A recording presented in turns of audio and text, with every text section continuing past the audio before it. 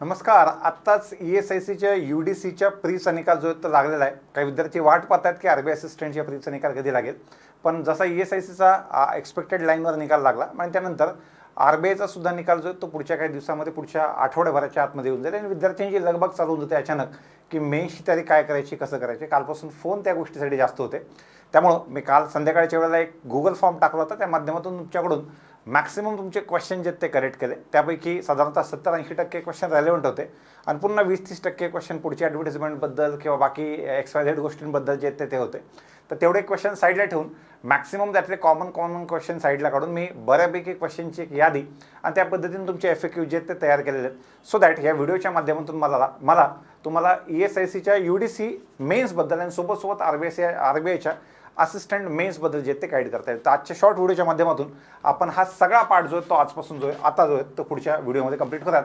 आपण डॉक्टर बाबासाहेब आंबेडकर जयंतीनिमित्त एक 30% डिस्काउंट जे ती सगळ्या बॅचेसवर तुम्हाला ठेवलेला आहे. त्यासाठी 14, 15 आणि 16 एप्रिलपर्यंत ह्या सगळ्या गोष्टी ज्या आहेत त्या चालू असतील. यावेळेसचा तुमचा डिस्काउंटचा कुपन कोड जो आहे तो 14 एप्रिल असा आहे. सगळे मोठ्या अक्षरात मोठ्या लिपीमध्ये जे ते तुम्हाला घ्यायचं आहे. त्यामध्ये एक महत्त्वाची बॅच म्हणजे आपली क्वांटची बॅच आहे जी तुम्हाला 1 महिने, 3 महिने, 6 आणि 12 महिन्यामध्ये अवेलेबल आहे. सोबत ही स्पेसिफिकली क्वांटची झाली बँकिंगच्या एक्झामसाठी बँकिंग स्टार 1.2 ही बॅच आहे. टिपिकली जेव्हापर्यंत SBI क्लर्कची एक्झाम येईल तेव्हापर्यंत ही एक्झाम किंवा ही बॅच जी ती संपत आलेली असेल तर टार्गेट त्या एक्झामला पकडून आपण स्टार्ट केलेलं आहे. पण काहींना असं वाटतं की 21 मार्चला म्हणजे आधी चालू झालेली आहे. तर अशांना आपण नेक्स्ट बॅचमध्ये तुम्हाला ऑटोमॅटिकली फ्री ट्रान्सफर जो तो करून देऊयात आणि 18 एप्रिलपासून आपली SSCच्या MTS एक्झामसाठी मला असं वाटतं महाराष्ट्रातली ही एकमेव ऑनलाईन बॅच असावी SSCच्या एक्झामसाठीची. कारण की मागच्या काही दिवसापासून आपले कंटिन्युअस एफर्ट जे आहेत ते SSC आणि रेल्वेच्या एक्झामला बँक एक्झामच्या सोबत जे ते सुरू आहेत. तर ह्या सगळ्या गोष्टी आहेत. सोबत काही प्रॉब्लेम असेल तर खाली नंबर दिलेले आहेत, त्या नंबरवर कॉन्टॅक्ट करून तुम्ही त्याबद्दलची माहिती जी ते घेऊ शकता. आपण येऊयात आपल्या एक्झामवर येत असताना पहिल्यांदा बघा मी तुम्हाला थोडंसं विषयाचा फोकस जरी ESICकडे जास्त असला तर मला तेवढ्याच बॅलन्स्ड पद्धतीने ESIC आणि RBI दोघांबद्दल पण बोलायचं आहे. ESICच्या प्री एक्झाममध्ये 25 मार्काचे तुमचे 4 जे ते सेक्शन होते. साधारणतः कट ऑफ तुमचा जनरल कॅटेगरीचा 159, OBC 151, EWS त्याच्या आसपास, मग 138-139च्या आसपास कट ऑफ जो आहे तो SC कॅटेगरीचा लागलेला आहे. ओव्हरऑल कट ऑफ जो तो एक्सपेक्टेड लाईनवर की मागच्या वर्षी जेवढा होता तेवढाच सांगितला होता आणि त्याच लाईन्सवरच्या आसपास कट ऑफ जो तो आपल्याला दिसलेला आहे. पेपरची डिफिकल्टी लेवल खूप सोपी होती आणि GA जो आहे तो याच्यामध्ये गेम चेंजर जो आहे तो राहिलेला आहे. त्या पाठीमागचं कारण क्वांट रिझनिंग इंग्लिशची डिफिकल्टी लेवल इतकी सोपी होती की GAच्या सोबत आलेलं तुमचं स्टॅटिक GK आणि ह्या सगळ्या गोष्टींनी जे तो भाव खाऊन गेलेला आहे. तो तुमचा कट ऑफ जो आहे तो प्रीचा राहिलेला आहे. मेन्समध्ये बघा 50 मार्काचे आणि त्यांनी दिलं आहे बघा 1:10 ह्या रेशोमध्ये ते मुलं जे ते घेणार आहेत. प्रीपासून मेन्सपर्यंत घेतले असतील. साधारणतः जागा आपण 318 पकडल्या ते × 10 3180 आणि फिजिकली चॅलेंज एक्स सर्व्हिसमॅनच्या जागा पकडल्या तर आपण एक मोठी पकडत की 4-1000 मुलांना त्यांनी सिलेक्ट केलं असेल. ते यादी दिलेली आहे. यादीमध्ये मी टोटल जे ते काउंट केलेला नाही. आता मेन्समध्ये 50 मार्काचं रिझनिंग, 50 मार्काचं GA, 50 मार्काचं क्वांट आणि 50 मार्काचं इंग्लिश अशा पद्धतीने 200 प्रश्न 200 मार्क. तुमचा सेक्शनल टाईम लिमिट नाही आहे, 2 तासाचा वेळ आहे. नेगेटिव्ह मार्किंग तीच 1/4 असणार आहे. पण सगळ्यात महत्त्वाची गोष्ट म्हणजे याच्यामध्ये तुम्हाला मेन्सपासून इंटरव्ह्यूपर्यंत 1:5च्या रेशोमध्ये घेणार आहेत. मेन्सपासून ते कम्प्युटर स्किल टेस्टपर्यंत 1:5. म्हणजे एक लक्षात घ्या, सध्या जेवढी यादी तुम्हाला सिलेक्टेड मुलांची दिसते ना त्याच्यापैकी अर्धे लोक मेन्स पास होणार आहेत. पण तो जो आनंद आहे तो 80% लोकांसाठीचा आनंद हा क्षणिक असणार आहे. सर 80% आकडा कुठून आला? 1/5 20% लोक पास होणार आहेत आणि राहिलेले 80% लोक. आणि ते कोणत्या बेसिसवर? स्किल टेस्टला खूप जणांना बोलवतात. इथून मागच्या वेळेला 2019ची एक्झाम होती. नागपूरच्या एकदम कोपऱ्यामध्ये एखादं सेंटर दिलं होतं, तिथं स्किल टेस्ट झाली होती. त्यावेळेसपर्यंत गाडी पाठवली होती आम्ही इथून स्किल टेस्टच्या एक्झामसाठी. पण स्किल टेस्ट झाल्याच्या नंतर मेन्सच्या मार्काच्या बेसिसवरच तुमचं फायनल सिलेक्शन आहे. स्किल टेस्टला ॲज सच काही नाही आहे. तर त्यामुळं अचानक पण माझं असं म्हणणं होतं की ह्या इथं जाऊन इथून इथपर्यंत डिसअपॉइंटमेंट हातात घेण्यापेक्षा माझं असं म्हणणं होतं की इथेच चांगले मार्क्स तुम्हाला घ्यायचे आहेत. बरं, ह्या एक्झाममध्ये मेन्स पास झाल्याच्या नंतर लवकरात लवकर घाईघाईने घरच्यांना मेन्स पास झालो म्हणून सांगू नका. कारण की त्यातले फक्त 20% फायनल मुलं पास होणार आहेत स्किल टेस्ट झाल्याच्या नंतर. ही एक महत्त्वाची गोष्ट लक्षात ठेवायची आहे. तर कट ऑफबद्दल आपली चर्चा आली की कट ऑफ मागे आय गेस मागच्या वर्षीचा 163 होता. ह्यावेळेसचा 159 160 म्हणजे त्याच लेवलला लागलेला आहे. सर ह्या मेन्सची डिफिकल्टी लेवल कशी असेल, मी ऑलरेडी तुम्हाला ह्या डिफिकल्टी लेवलबद्दल बोललो होतो आणि ती डिफिकल्टी लेवल कमी असेल ह्याचं प्रूफ पण मी तुम्हाला सोबत देतो बघा, की क्वालिफाईंग मार्क्स दिले तर क्वालिफाईंग मार्क्स इन फेज 1 आणि फेज 2 मेन्सचं पण क्वालिफाईंग 45%, म्हणजे 200च्या 45% तुम्हाला 90 मार्क जे ते पासिंगला लागणारच आहे. आता बघा आपण कोणत्या परीक्षेला सोपा आणि कोणत्या परीक्षेला अवघड म्हणतो. 200 पैकी 90 मार्क जनरल कॅटेगरीच्या मुलांना पासिंगला लागणार आहेत. अरे बापरे, म्हणजे 90 मार्क पासिंगला लागणार आहे म्हणजे कमीत कमी मुलांचे 120 130 140 अटेम्प्ट होतील का नाही, 150 पर्यंत जे काय असतील ते, किंवा 200 पर्यंत पकडा. तर 90 मार्क पडायचे असतील तर पेपर बनवतानाच असा बनवावा लागतो की मुलांचा अटेम्प्ट हा 120ला 130ला 140ला 160 170 180 पर्यंत जाऊ द्यावा लागतो. म्हणून एक डोक्यातून काढून टाका की पेपरची डिफिकल्टी लेवल जास्त असेल, ती जास्त असणार नाहीये. दुसरी गोष्ट, तुम्ही सध्याला सर तो IBPS क्लरिकलपेक्षा सोपा असू शकतो का नाही. IBPS चा कट ऑफ 100 पैकी 32-33ला लागलेला आहे, म्हणजे 200 पैकी 66ला. 200 पैकी 66ला कट ऑफ लागला आहे, इथं 90च्या वर लागणार आहे, इथे 200 पैकीच 90च्या वरती लागणार आहे. सांगण्याचा मुद्दा IBPS क्लर्कपेक्षा पण सोपी असणार आहे. सर पेपर नवीन पॅटर्नमध्ये आम्हाला एक्सपेक्टेड आहेत का, बरं जरी आले नवीन पॅटर्नमध्ये त्याची डिफिकल्टी लेवल कमी असणार आहे. हां एवढं नक्की आहे, एखादा सेक्शन याच्यामधला अवघड येऊ शकतो. सर तुम्हाला काय वाटतं कोणता सेक्शन अवघडण्याचे चान्सेस जास्त आहेत?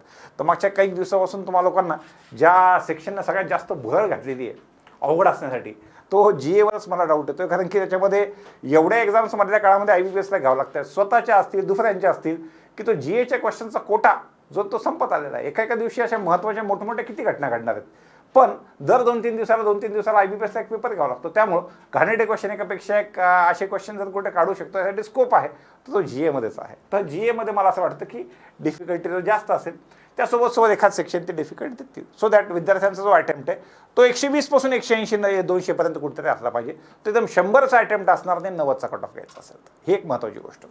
बरं, मागच्या वर्षी RBIची एक्झाम जर तुम्ही बघितली तर RBIच्या एक्झामला 200 पैकी 117चा मेन्सचा कट ऑफ होता, 117चा.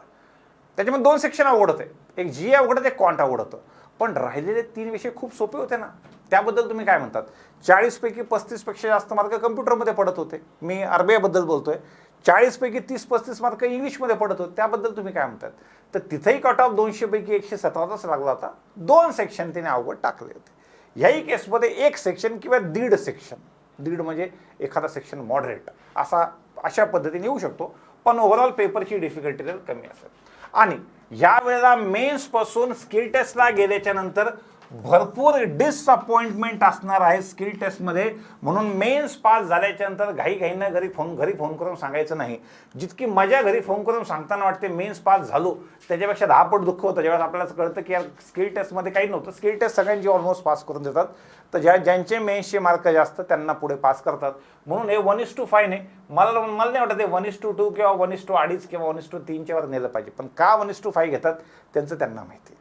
पण मुलांना फक्त मेन्स पास झाल्याची एक चांगली फिलिंगसुद्धा जे ते त्या माध्यमातून ते देऊन टाकतात. त्याच्यानंतर अजून एक डाऊट आहे त्यामध्ये की सर मला मनोहर पांडे एवढ्या कमी दिवसामध्ये माझं कंप्लीट होणार नाही, आणि त्यातल्या त्यात मी इंजिनिअरिंगचं असल्यामुळे मला ना ते वाचायला खूप कंटाळा येतो. एकदम बरोबर गोष्ट आहे. आणि माझं असं म्हणणं होतं की मी तुम्हाला आधी सांगितलेलं की GAचा जो पार्ट आहे त्याच्यामध्ये एकदम भगवद्गीतेला तुम्ही सगळ्यांनी फॉलो केलं पाहिजे. भगवद्गीता सांगते की GAच्या बाबतीत जे ते कर्म करत जायचं, फळाची अपेक्षा ठेवायची नाही आहे. त्यामुळं तेवढा वेळ मी GAच्या केसमध्ये 2 प्रवृत्ती आहेत, त्या दोन्ही प्रवृत्तीला एकदम डिनाय करतोय दोघांना. पहिली, GAच्या केसमध्ये करून तरी काय फायदा, त्यामुळे कशाला वेळ द्यायचा, ही पण मला आवडत नाही. आणि आता एवढ्या कमी दिवसात दुसरा कोणता विषय होईल, सगळ्याच्या सगळं 8-8 10 तास GA करतो, मला ही दुसरी प्रवृत्ती आवडत नाही. ह्या दोघांपेक्षा आपल्याला तेवढा वेळ त्या विषयाला द्यावा लागतो. तेवढा वेळ दिल्याचा फायदा कसा होतो माहिती आहे का? जो काही ॲव्हरेज अटेम्प्ट बाकी लोकांचा होणार आहे तोही आपला होणार आहे. त्यामुळं आपल्याला तेवढा वेळ द्यायचा आहे. सर तो वेळ किती द्यायचा आहे, तर आपण पुढे गेल्याच्या नंतर बघूयात की तो वेळ किती द्यायचा आहे. आणि जेवढं होतंय तेवढं करा, आता याच्यामध्ये तुम्ही मनोहर पांडे करतात. माझं म्हणणं होतं इतिहासाचा पार्ट जर करायचा तर शेवटी करायचं, खूप मोठा आहे इतिहासाचा पार्ट. मग अलीकडे करायचा असेल जो कमी वेळेमध्ये होऊ शकतो. समजा तुम्ही आर्ट्स बॅकग्राऊंडचे आहात तर राहिलेला स्टॅटिकचा पार्ट आहे, तोही मोठाच आहे, पण स्टॅटिकचा पार्ट त्यामध्ये व्यवस्थित टेबलमध्ये शेवटी दिलेला आहे त्यांनी. त्यानंतर सायन्सचे किंवा टेक्निकल बॅकग्राऊंडचे लोक असतील त्यांनी सायन्सचा पार्ट अलीकडे थोडा पटपट कंप्लीट करून देतात तुम्हाला, जर त्या पुस्तकातून करायचं असेल. कारण कसं होतं, ESICच्या UDCच्या प्री एक्झामला त्यांनी हिंट दिलेली की आम्ही येऊ शकतो म्हणून. तर तुम्ही असा थोडा पार्ट जो सगळीकडचा येणार तो वाला पार्ट कमी वेळेमध्ये जो आहे तो कव्हर केला पाहिजे. जेवढा होईल तेवढा. सगळा कोणाच्याने होणार नाहीये. ज्यांना हा GKच्या पुस्तकाचा सोर्स मी सांगितला होता तो काय आजपासून नाही चालू करायचा. तुमच्यापैकी काही लोक जे असतील महाभागाचे असतील, जे काल एक्झाम पास झाले त्यांना आज तयारी लागतील. मी त्यांना नाही सांगते, मी ऑलरेडी तुम्हाला ज्या वेळेला ESIC RBIचा निकाल लागला होता त्याच वेळेला स्टडी प्लॅन टाकला होता. 20,000 मुलांनी तो स्टडी प्लॅन पाहिलाही होता. तर तेव्हा सांगितलेलं आहे, तुम्ही तेव्हापासून दिवस मोजा. तुमच्याकडून टिपिकली एक ठीकठाक विड्थ असलेलं पुस्तक जे ते कंप्लीट होऊन जाईल तुमच्याकडून मनोहर पांडेचं तेव्हापासून केलं होतं. पण आता असं काही लेट झालेलं नाही. जेवढा त्यातला पार्ट जो इंटरेस्टिंग वाटतोय तो पार्ट तुम्ही कंप्लीट करा असं मला वाटतंय करंट अफेअर्सच्या सोबत. आता इथून पुढे क्वेश्चन थोडेसे पुढे मागे झालेत कारण मुलांनीच तसे पाठवले होते. सर आम्हाला सोबत RBI असिस्टंटच्या मेन्सची पण तयारी करायची कारण त्याचा पण निकाल 8 दिवसामध्ये येऊ शकतो. एकदम बरोबर आहे. पण दोघांपैकी सगळ्यात मोठी ऑपॉर्च्युनिटी आपल्या पोरांसाठी कोणती आहे तर मी आज नाही सांगत, ती ESIC UDC आहे. कारण त्याच्यामध्ये आपले निकाल जास्त येऊ शकतात. त्याच्यामध्ये आपले निकाल जे ते जास्त येऊ शकतात. मुंबईमध्ये नागपूरमध्ये जागा किती कमी हो, बाहेरची घुसखोरी होतेच, पण याच्यामध्ये जे आहेत ते तुमचे निकालाचे चान्सेस जास्त होऊ शकतात. कारण की यावेळेला निघत असताना ESICच्या केसमध्ये सगळ्या सर्कलच्या जागा ज्या आहेत त्या सायझेबली निघालेल्या आहेत.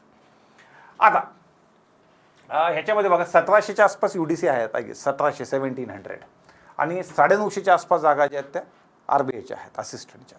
UDCच्या सगळ्या राज्यांच्या म्हणून 1700च्या वर जागा आहेत. आता तुम्ही जर बघितलं तर तुम्हाला ह्याच्या सोबत तुमची जी आहेत ना बँकिंग आणि फायनान्शियल अवेअरनेस, ज्याचे जास्त क्वेश्चन मागच्या वर्षी RBI असिस्टंटच्या मेन्सला आले होते आणि ज्याच्यामुळे खूप लोकांची GAचा कट ऑफ जो आहे तो 40 पैकी 14 मार्काचा निघालाही नव्हता. आणि कम्प्युटर या दोघांचाही अभ्यास सोबत चालू ठेवायचा आहे. सर आम्ही GKची तयारी आणि त्याच्यासोबत अदर बँक एक्झामची तयारी सायमल्टेनियसली कशी चालू ठेवायची, तर ज्यावेळेला कोणतीही एक्झाम नसते त्यावेळेस मी सांगतो 1 महिना द्यायचो. ज्यावेळेला कोणतीही एक्झाम नसते त्यावेळेला GAला 1 महिना द्या, हळूच वाढवून त्याचा 2 महिन्यात करा. पण ज्यावेळेला परीक्षेचा महिना असतो त्यावेळेला तुम्ही GAचा अभ्यास 3 महिने करा, 3 तास. मी 1 महिने नाही, 1 तास, 2 तास आणि 3 तास या पद्धतीने. सध्या परीक्षेचा महिना आहे तर तुम्ही GAचा अभ्यास जो आहे तो 3 तासावर आणला पाहिजे. आणि सोबत आता सध्याला जेव्हापर्यंत RBIचा निकाल लागत नाही इकडचा फोकस जास्त द्या, इकडचा फोकस कमी ठेवा. तुमचे जे कोणते सोर्सेस असतील, अड्डा, ऑलिबोर्ड, स्टडी IQ, अफेअर्स क्लाउड काही असेल तर सध्या ह्याचा फोकस जास्त ठेवा. जसं तिकडचा पण अभ्यास येतोय, दोन्ही गोष्टी बॅलन्स करायच्या आहेत. दोन्ही गोष्टी बॅलन्स करा, तेवढा वेळ त्या गोष्टीसाठी तुम्हाला द्यायचाच आहे. काही जणांचे कॉल असे होते की sir ESIC UDC, IBPS clerk, IBPS PO, RRB PO assistant, आमचं ऑलरेडी मी IDBI AM आहे, IDBI AM करू का ESIC UDC करू, RRB PO का असिस्टंट करू की हे करू, IBPS PO करू की ESIC UDC करू, IBPS करू की ESIC UDC करू. तुम्ही लक्ष द्या. ज्यावेळेस एखाद्या वेळेस मी पहिल्यांदा तुम्हाला बोललो तुमच्यासोबत इंट्रो शेअर केला की मी आकाश जाधव आहे, माझं स्टेट बँक ऑफ इंडियामध्ये PO म्हणून 2 वेळा सिलेक्शन झालेलं आहे, माझं Punjab national bank, bank of Maharashtra, bank of Baroda, bank of India, central bank of India, bank of Maharashtra या बँकांमध्ये फायनल सिलेक्शनचा PO झालेला आहे. SSC CL मध्ये माझा रँक ऑल इंडिया रँक 50 आहे. ऐकायला भारी वाटते का? युनायटेड इंडिया इन्शुरन्समध्ये AO म्हणून फायनल सिलेक्शन झालेलं आहे. MBA एंट्रन्समध्ये कॅटच्या एंट्रन्समध्ये मी 4-5 वर्ष कंटिन्युअस क्वांटला 99% प्लस घेतलेले आहेत. हे ऐकायला चांगलं वाटतं का नाही? आणि त्याच्यानंतर तुम्ही कधी एखादं कानात टवकरून हे पाहता की वाचतात की काहीतरी सांगत असेल म्हणजे सेन्सवालं सांगत असेल. तर माझं म्हणणं काय तुम्हाला, जर तुमचं इथं सिलेक्शन ऑलरेडी झालेलं आहे, इथं झालेलं आहे, तुम्हाला तुमची एक्झाम देऊन एवढं एक सिलेक्शन एक्स्ट्रा घेतलं तर उद्या चालून तुमचा बायोडाटा स्ट्रॉंग होणार आहे. उद्या चालून तुम्हालाही कुठं सांगत असताना त्याचा फायदा होईलच की रे. तर तुम्ही आजच विचार करून मग मी IDBIला AM आहे तर मी हे जॉईन करावं की ते जॉईन करावं. तू सिलेक्ट झालायस कुठं अजून ESIC UDC, आत्ता तू कुठं प्री निघालेली आहे म्हणून. आणि जरी झाला ते झाल्यानंतर पाहता येईल ना. आजच कशाला तराजू घेऊन बसला की हे योग्य आहे का ते योग्य आहे का, हे योग्य आहे का ते योग्य आहे, ते पुढं पाहता येईल आपल्याला. सध्या जे हातामध्ये त्याच्यावर फोकस कर. आता सध्याला मेन्स हातामध्ये होऊन काय होईल ते IDBIचे सध्या ट्रेनिंग चालू आहे, तिथून 2 दिवसासाठी यावं लागेल, देऊन जा, काय फरक पडतोय. 28 तारखेला 30 तारखेला देऊन जा त्यावेळेला. तर त्यामुळं अशा पद्धतीने इकडचं जे सिलेक्शन झालं असेल तर ते हातामध्ये ठेवा. उद्या जाऊन तुमचं इकडचं सिलेक्शन झालेलं आहे, इथं आपल्याला ब्रँच नाही आवडली, पहिल्यांदा बँक नाही आवडली, प्रायव्हेटाईज होऊ शकते म्हणून ब्रँच नाही आवडली, नाही ब्रँच काही एकदम योग्य नाही आहे, एकदम मला खेडेगावात दिली, मी सिटीतला आहे, किंवा मला एकदम मेट्रो दिली, मला माझ्या गावात जाफराबादला पाहिजे पोस्टिंग. किंवा तिसरी व्हरायटी त्याच्यामध्ये की मला बँक आवडली, मला ब्रँच पण आवडली, मला ब्रँचमध्ये लोक नाही आवडले, ही तिसरी व्हरायटी. चौथं, नाही मला बँक आवडली, ब्रँच आवडली, लोक आवडले, पण तिकडचं आसपासचं वातावरण नाही आवडलं, जिथं मला पोस्टिंग दिलेली तिथं वातावरण नाही आवडलं. काही असू शकतं, नाही आवडलं तर तुमचाच प्लॅन बी तयार होतो की. त्यामुळे आता सध्या विचार नका करू की माझं इथं, आणि सगळ्यात महत्त्वाचं हवा जाऊ देऊ नका. मी तुम्हाला ऑलरेडी सांगितलेलं आहे की ज्यांचं सिलेक्शन झालेलं आहे त्यांना सांगितलेलं आहे की पहिल्यांदा बँक एक्झामचा जॉब हातात घ्या, सोबत नॉन बँकिंगचे एखादे जॉब तुम्ही मिळवून ठेवा. आपण व्यवस्थितपणे काउन्सिलिंग करून, माझं असेल, बाहेरचं वर्ग असेल, त्यांना ह्या 2 पैकी एक, ह्या 3 पैकी एक, ह्या 4 पैकी एक व्यवस्थित वेळ देऊन सांगतो. का तर तुझ्या आयुष्याचा प्रश्न आहे, हे त्यावेळेस आपण डिस्कस करता येईल. पण सध्या एक्झाम काढणार आणि आपला बायोडाटा स्ट्रॉंग बनवणार तुम्हाला फोकस जो तो करायचा आहे. त्यानंतर क्वांट आणि रिझनिंगसाठी काही वेगळं काहीच नाही. शक्यतो क्वेश्चन्स हे ओल्ड पॅटर्नच्या क्वेश्चन्सवर येतील, टिपिकली न्यू पॅटर्न जे तुम्हाला उगाचच डिफिकल्टी लेवल वाढवून ऑलिव्ह बोर्ड आणि प्रॅक्टिस मॉकला दिसतात. मला वाटत नाही की ह्या एक्झाममध्ये तसं काही दिसेल. आणि यावेळेला फ्रँकली IBPS POची मेन्स आणि SBI POची मेन्स मी दिली होती, मला कुठेही तो पॅटर्न जो आहे तो रिपीट झालेला दिसला नाही यावेळेला. हां, लास्ट इयर म्हणजे ह्या मागच्या वर्षी जेव्हा SBI PO मेन दिला किंवा IBPS PO मेन दिला त्यावेळेस डिफिकल्टी जास्त वाटली होती. ह्या वर्षीला युज्युअल सीन मला वाटला, कुठंतरी वेडावाकड्या रांगोळ्या दिलेल्या आहेत एक्झाम काढण्यासाठी, असं काहीच दिसलं नाही. स्पेसिफिकली क्वांट आणि रिझनिंगचा पार्ट बघितला तर ह्याच्याबद्दलची डिफिकल्टी लेवल ही टिपिकली मॉडरेट टाईपची जे ते असू शकते क्वांट आणि रिझनिंगबद्दल. आता सर ज्यांना याच्यासोबत ECGCची एक्झाम द्यायची किंवा ESICची SSO द्यायची, ही मेच्या शेवटी आहे आणि जूनच्या स्टार्टिंगला आहे. तर त्याच्यानंतर पण तुम्हाला मला असं वाटतं की सध्याला जर तुमचा ESICचा निकाल आलेला आहे किंवा RBIचा निकाल येण्याची अपेक्षा आहे, तेव्हापर्यंत ह्या 2 एक्झामवरचा फोकस जास्त ठेवा. हार्डली वीकली एखादी टेस्ट यायची आणि वीकली बाय वीकली म्हणेल मी त्याला, 2 आठवड्यातून एकदा. बाय वीकली एक आठवड्यात, पहिल्या आठवड्यात ही, दुसऱ्या आठवड्यात ही, अशा हिशोबाने आठवड्यातून महिन्यातून 2 याच्या आणि 2 याच्या 4 टेस्ट ठेवा सध्याला. एप्रिल महिन्यामध्ये, मेमध्ये जसं ESIC संपली, जशी ESICची UDC संपली, RBI संपली, नंतर तो वाला पार्ट आपल्याला पुढे वाढवता येईल. तर हा एक महत्त्वाचा पार्ट मला यातून सांगायचा होता. पुढे सोर्स ऑफ GK आणि कम्प्युटर काय असले पाहिजे, जे आहेत तुमचे तेच कंटिन्यू ठेवा. 2 सोर्स. कम्प्युटरसाठी आर्यनचं पुस्तक चांगलं वाटलं मला, ज्याच्यामध्ये प्रत्येक टॉपिक आणि टॉपिक वाईज पुढे 40-50 पुढे काही MCQs एक्झाममध्ये आपल्या IBPSच्या एक्झाममध्ये आलेले MCQs आहेत त्यामध्ये, ते एक मला कम्प्युटरसाठी चांगलं वाटलं. RBIसाठी म्हणतोय मी. GKचं पुस्तक मी ऑलरेडी तुम्हाला सांगितलेलं आहे की ल्युसेंट आणि मनोहर पांडेमध्ये. मनोहर पांडेची भाषा सोपी आहे. GAच्या सोर्सेसमध्ये कोणतेही 2 सोर्सेस तुमचे स्टडी IQ झालं, अफेअर्स क्राऊड झालं, किंवा तुमचं अड्डा ऑलिव्ह बोर्डचे जे सोर्सेस आहेत किंवा GK टुडेचं आहे, त्यापैकी कोणतेही 2 सोर्सेस ॲट अ टाईम तुम्ही चालू देऊ शकता. काहीचं म्हणणं होतं सर ESICच्या UDCचा मेन्सचा कट ऑफ किती असेल. मला पटकन डोक्यात एकच हिरो आठवला, तो म्हणजे रजनीकांत.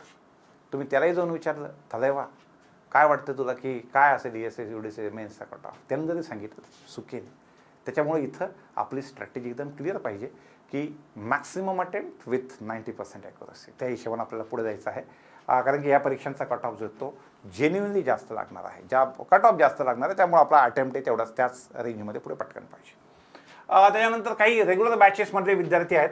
आमचे निंजा 5.0 मधला अक्षय पठारे, ज्याचं म्हणणं सर माझं बॅच चालू असतानाच माझं एक्झाम निघालेली, मी बॅच पुढे कंटिन्यू करू की सध्या एक्झामची तयारी करू. त्याच्यासोबत इतरही क्लासचे काही विद्यार्थी यांच्या बॅच सुरू असताना ही परीक्षा निघालेली आहे. ऑनलाईन बॅच सुरू असताना जर तुमची परीक्षा निघाली असेल तर मला असं वाटतं की तुम्ही ऑनलाईन बॅच सुरू असताना परीक्षा निघाली असेल तर तुम्ही सध्याला थोडंसं साईडला आहे आणि तुम्ही ह्या परीक्षेचा अभ्यास करा. कारण की एक मेन्स चांगली त्यांचा तुमचा अनुभव म्हणून जाईल. आणि ESICबद्दल मी जास्त होपफुल आहे, ESIC UDCबद्दल मी जास्त होपफुल आहे. त्यामुळं तुम्ही, कारण की तसंही तुमचा ऑनलाईन बॅच जी असेल ती तुम्ही नंतर रेकॉर्डेड फॉर्मॅटमध्ये पुढे आपण जसे आपल्या बँकिंगच्या स्टार असेल किंवा निंजा बॅचेस असतील 1-1 वर्षासाठी बघू शकतो, त्या हिशोबाने तुम्ही ते बघू शकतात.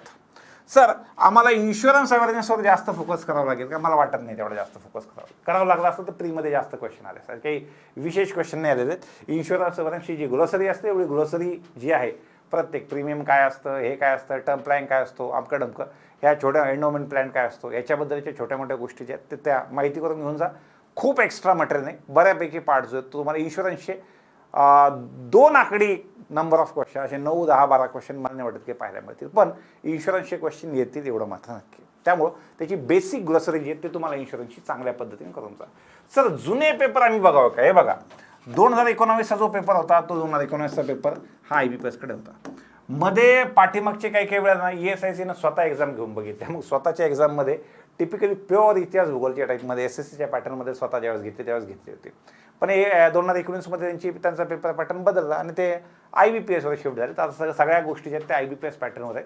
जुनं पेपर पॅटर्न आणि जुने कट ऑफ याच्यावर लक्ष देऊ नका. ते 2019चे आधी तुमच्यासाठी आदिमानवाचा काळ आहे. एवढ्या पटापट एक्झाम्स आणि एक्झामचे डिफिकल्टी लेवल बदलत आहेत. त्यामुळं खूप जास्त फोकस हा जुन्या पॅटर्नवर किंवा जुन्या याच्यावर जाऊ नका. सध्याला मॉकवर जास्त फोकस तुम्हाला करायचा आहे. आणि जे विद्यार्थी क्वांट बॅचचे आहेत त्यांना मी सांगेल सध्याला की तुम्ही क्वांट बॅच सध्या करत असताना मेश चॅलेंजर फ्रीज ज्या ज्या टॉपिकची आहेत बघा प्रत्येकाची पहिली करायची. म्हणजे पर्सेंटेजची पहिली, ॲव्हरेजची पहिली, रेशोची पहिली, प्रॉफिट लॉसची पहिली, SICIची पहिली, टाइम स्पीड डिस्टन्सची पहिली. त्याच्यानंतर प्रत्येकाची दुसरी या हिशोबाने चालू द्या. 1-2 हे झाल्या की त्याच्यानंतर 6वी आणि 7वी ही जी आहेत ना ही प्रत्येक टॉपिकचा डी आहे. प्रत्येक टॉपिकचा डी आहे. एखादे वर्ड प्रॉब्लेम प्रत्येक टॉपिकचे आणि एखादा डी आहे प्रत्येक टॉपिकचे. एवढं जरी केलं ना तर मला असं वाटतं तो वाला पार्ट तुमच्यासाठी मोर दॅन सफिशियंट होईल. प्रत्येकाची पहिली ही वर्ड प्रॉब्लेम आहेत. 10, 12, 15 वर्ड प्रॉब्लेम आहेत आणि प्रत्येकाची 6वी ही जी आहेत 6वी आणि 7वी हे डी आहे. तर त्या हिशोबाने तुम्हाला एक लाईन पहिल्यांदा वर्ड प्रॉब्लेमची येऊ द्या आणि नंतर DIची येऊ द्या. मला असं वाटतं मोर दॅन सफिशियंट अभ्यास तुमचा आणि चांगला कॉन्फिडन्स जो आहे त्यातून बिल्ड होऊन जाईल पुढच्या एक्झामसाठी जे क्वांट बॅचचे विद्यार्थी आहेत त्यांना. तर मग अभ्यासाचा आमचा शेड्यूल कसा पाहिजे? जसा आधी सांगितला होता तसाच. आधी मी RBIच्या आणि ESICची म्हणून एक स्टडी प्लॅन दिला होता त्यांच्यासोबत. मग सर त्यावेळेला सांगितलं होतं तर वेगळं का सांगताय? त्याच्यामध्ये काही गोष्टी एक्स्ट्रा क्लिअर कराव्या लागतात. जसं की प्रीपासून मेन्सपासून अभ्यास. खूप लोकांना डिसअपॉइंटमेंट होणार आहे. घरच्यांना सांगू नका. जे पाठीमागे राहिलेले पॉईंट आहेत ते क्लिअर करणार. त्याच्यामुळं स्टडी प्लॅनमध्ये विशेष फरक नाहीत. मी तुम्हाला ऑलरेडी जसं सांगितलं होतं की वीकली 3 फुल अँड टेस्ट द्या मेन्सच्या. पण कोणत्या मेन्स? पहिली कोणती तुमची आता सध्याला पहिली आहे ESIC UDC, त्याच्या 2 आणि RBIची 1 द्यायची. सर RBIची निघाली समजा, मग पुढे कसं करायचं? मग पहिलं ESIC मग RBI, मग ESIC मग RBI हे हिशोबाने द्यायची. सर मी RBI फेल झालो समजा, मग मी पुढे काय करू? RBI फेल झालं तर पुढे ECGC आहे जे 28-29 मेला आहे. मग तेव्हापर्यंत तू काय कर? 3च्या 3 डायरेक्ट ESICच्या देतात. सर मग ती संपली की तुला मेमध्ये बऱ्यापैकी वेळ, मे आणि जूनचा तुला वेळ जो आहे तो आधी ECGC POला आणि मग ESIC SSOला वापरता येईल. त्या हिशोबाने चालू द्यायचं. हे वीकली 3 दिवस केले की राहिले 4 दिवस. त्या राहिलेल्या 4 दिवसामध्ये 3 सेक्शन आहेत क्वांटिटर इंग्लिश. त्या 3 पैकी 2 अशा डेली या हिशोबाने डेली सेक्शनल मेन्स द्या आणि त्याचं ॲनालिसिस करा. तर 3 दिवस हे आणि रिमेनिंग डेजला तुम्हाला सेक्शनल सांगितलेलं आहे तर त्याचं ॲनालिसिस पण प्रॉपर होत्या. सर टेस्टचं ॲनालिसिस सेम डेला नाही झालं तर दुसऱ्या दिवशी करा, काही फरक पडत नाही. एखाद दिवस 3 पैकी 2 सेक्शन न होता 1 सेक्शन झालं पण आदल्या दिवशीच्या टेस्टचं थोडं बहुत ॲनालिसिस पण झालं तरी चालतं. पण शक्यतो प्रयत्न करा टेस्ट आणि ॲनालिसिस सेम डेला संपवायचा. नाही संपलं तर दुसऱ्या दिवसाचा वापर करा. दुसऱ्या दिवसाचा वापर केला आणि 3 पैकी 2 न होता 1 झालं तरी पण चालतं, पण प्रयत्न तेवढा करा. प्री लेवलच्या क्विजेसची तयारी सोबत चालू पाहिजे. कारण की प्रॉब्लेम कसा आहे, एकमेकाच्या कॉम्पिटिशनमध्ये प्रत्येक टेस्ट सिरीज जे अवघड प्रश्न काढते आणि त्याच्यामध्ये आपण सोप्या क्वेश्चनची आपली स्पीड कमी करून घेतो. ती स्पीड कमी होणे म्हणजे कोणतंही तुमचे डेली क्विजेस जे असतात अड्डा हॉलीबोर्ड प्रॅक्टिस मॉकचे त्याच्यामध्ये कोणतंही एखादं पकडून आपली quant LR English GA computer प्रत्येकाची क्विज तुम्हाला जी ती द्यायची आहे. तासभर वेळ त्या गोष्टी द्यायचा. 3 तासाचा वेळ हा GA साठी, ESICच्या GK साठी, RBIच्या कम्प्युटरसाठी आणि जर ESIC आणि ECGCच्या SSO आणि POला अप्लाय केला असेल तर त्यांच्या डिस्क्रिप्टिव्हसाठी. ह्याच्यासाठी तुम्हाला चांगला वेळ जो आहे तो सध्या द्यायचा आहे. सर सध्या कम्प्युटरला द्यायचा का? नाही, सध्या GKला जास्त द्या जेव्हापर्यंत RBIचा निकाल क्लिअर होत नाही. जसा निकाल लागला तसं इकडचं वेटेज कमी करायचं, पलीकडे सुद्धा देऊन टाकायचं. अशा हिशोबाने आपल्याला काम जे ते करायचं आहे. आणि रोजचे 2 तास जे आहेत ते तुमच्या टेस्ट आणि ॲनालिसिसच्या नंतर माणसाला कळतं की मी कुठे कमी पडतोय. त्या कमी पडत असलेल्या पार्टवर स्पेसिफिकली अरिथमॅटिकवर, DIवर, डेटा सफिशियन्सीवर, सिटिंग पझलवर, क्रिटिकल रिझनिंगवर ह्या गोष्टींवरचा आपला जो फोकस आहे तो तुम्ही जिथं तुम्हाला वाटते की इथे मी माझ्या टेस्टमध्ये कमी पडतोय, चला त्याचे एक्स्ट्रा क्वेश्चन घेतले, ते एक्स्ट्रा क्वेश्चन सोडवले. अशा हिशोबाने तुमची तयारी जी ती चालू पाहिजे. एक्स्ट्रा पेपर रिडिंग म्हणा, पेपर रिडिंग थोडा बहुत वेळ तुम्ही अर्धा तास चालू ठेवू शकता रोजचा. ज्यांची एक्झाम आहे पुढचे काही दिवस त्याच्यानंतर ज्यांना बुक वगैरे सध्याला एक्झामच्या दिवसांमध्ये मी तुम्हाला बुक रिडिंग वगैरे जास्त अवॉइड करायला लागेल. गाईडली PDF वगैरे पण मी तुम्हाला अवॉइड करायला लागेल. मॅक्सिमम प्रॅक्टिस एक्झाम जेव्हा आलेली असते त्यावेळेस ऑनलाईन फॉर्मॅटमध्ये चालली पाहिजे. जवळपास हा शेड्यूल मी तुम्हाला सांगितला होता ज्या वेळेला तुमची दोघांची या दोन्ही एक्झामची प्री झाली होती. आणि हाच शेड्यूल तुम्हाला कंटिन्युअस RBI असिस्टंटच्या मेन्सपर्यंत सांगण्याचा मुद्दा 8 मेपर्यंत जो आहे तो ह्याच पद्धतीने ठेवायचा आहे. सगळ्यात महत्त्वाचं या गोष्टीसोबत तुमचे एक जबाबदारी जी आहे स्पेसिफिकली महाराष्ट्रीयन मुलांसाठी, की ज्यावेळेला तुम्ही सिलेक्ट होत आहेत किंवा करतायत एक चांगली इकोसिस्टम महाराष्ट्रामध्ये डेव्हलप होण्यासाठी या जितक्या काही गोष्टी आहेत, नॉट नेसेसरी की मी म्हणतोय माझ्याबद्दल असेल किंवा माझ्या संस्थेबद्दल असेल, पण ओव्हरऑल या एक्झामच्याबद्दल थोडंसं जागृत करणं तुमचं काम आहे. खूप बरं वाटेल मला ज्या वेळेला पहिल्यांदा मी RBIमध्ये महाराष्ट्रातला एखादा मुलगा दुसऱ्या सर्कलमधून अप्लाय करून तिथून सिलेक्ट झालेला मला दिसेल. तर एक ओव्हरऑल चांगली एफिशियंट सिस्टम मागच्या डेकेडमध्ये मागच्या 10 वर्षामध्ये आपण पाहतोय आणि मलासुद्धा त्याचे चांगले रिझल्ट जे आहेत ते दिसत आहेत. तर ओव्हरऑल जास्तीत जास्त विद्यार्थ्याला प्रमोट करा. जे विद्यार्थी साधारणतः 2-1 वर्षाचा 1-2 वर्षाचा बेस घेऊन ग्रॅज्युएशन झाल्यानंतर लगेचच्या लगेच तयारीच्या पाठीमागे लागले तर त्यांच्यापर्यंत ही माहिती या अशा पद्धतीने जे ते पोहोचवण्याचा प्रयत्न करा, की मागच्या 2-1 वर्षामध्ये सगळ्याच गोष्टी थांबलेल्या आहेत. आमच्याही केसमध्ये कॉलेजेस किंवा पहिल्यांदा टिपिकली जसं पॉलिटिकल वर्ड यूज होतो की चांद्यापासून बांध्यापर्यंत, तर खाली सिंधुदुर्गपासून ते पलीकडे गडचिरोलीपर्यंत प्रत्येक ठिकाणी सेमिनार्स आणि बाकी माध्यमातून आम्ही पोहोचलेलो आहे. पण सध्या मागच्या 2-1 वर्षामध्ये विद्यार्थ्यांपर्यंत पोहोचवण्यासाठी एक मोठी अडचण त्या निमित्तानं जी आहे ती कोरोनाच्या निमित्तानं झाली होती. पण त्यासाठी ह्या टाईपचे प्लॅटफॉर्म सापडलेले आहेत. ह्या प्लॅटफॉर्मचा निश्चित आम्ही होईल तितक्या पद्धतीने जागृत करण्याचा प्रयत्न करतोय. पण तुम्हीसुद्धा ती एक चांगली इकोसिस्टम विद्यार्थ्यांपर्यंत डेव्हलप व्हावी यासाठी तुमच्याही हिशोबानं जास्तीत जास्त विद्यार्थ्यांना ह्या इकोसिस्टममध्ये जे इलिजिबल आहेत आणि जे करू शकतात त्यांना जे ते आणण्याचं काम तुम्हाला करायचं आहे. बाकी ESICच्या UDC मेन्ससाठी आणि RBIच्या असिस्टंटच्या प्रीच्या निकालासाठी तुम्हाला शुभेच्छा देऊन मी माझे 2 शब्द संपवतो. धन्यवाद.